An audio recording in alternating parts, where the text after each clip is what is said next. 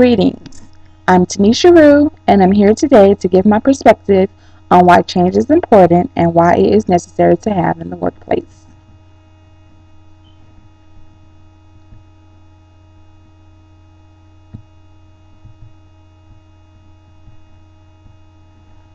Today's objectives are determining what defines change, understanding why change is important, why change is sometimes resisted, how change is implemented, and motivate change through example and approach.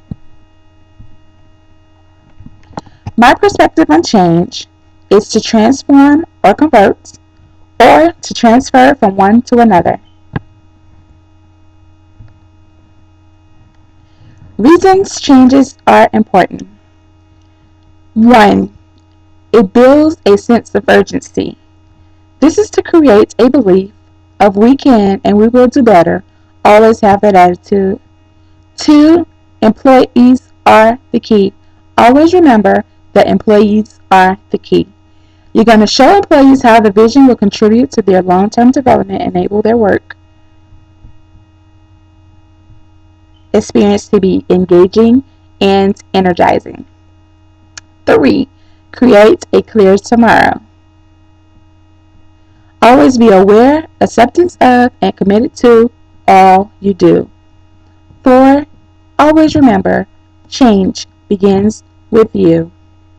Speak with conviction that you are serious about change and be accessible, open, and a rock upon which people can rely on. There's always going to be resistance to change.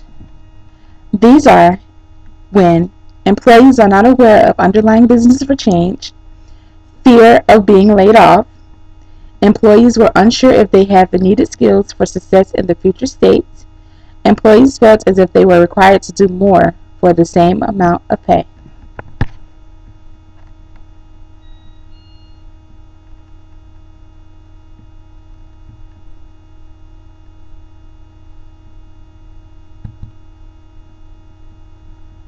When this happens, you have to get your change management team and project team and or stakeholders and sponsors and do brainstorming. Managing resistance is not the sole responsibility of the change management team or change management leader. Be sure to include a strategy for those impacted audiences such as internal and external customers.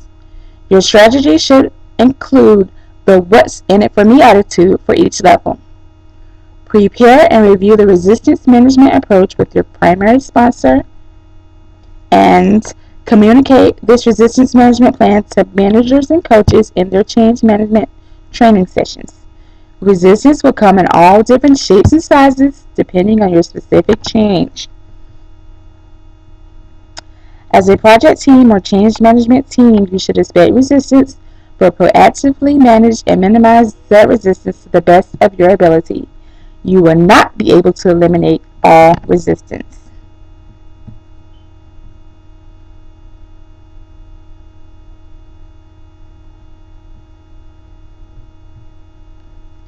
Then there's change and implementation.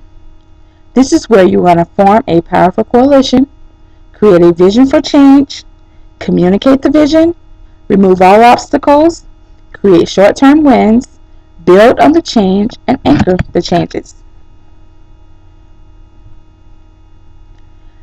There's motivation, where you have positive reinforcement, effective discipline and punishment, treating people fairly, setting work-related goals, and satisfying employee needs.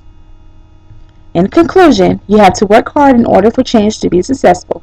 When planned carefully and built on proper foundation, implementing change can be much easier and improve the chances of success. If too many results are expected too soon, plans for change are more likely to fail.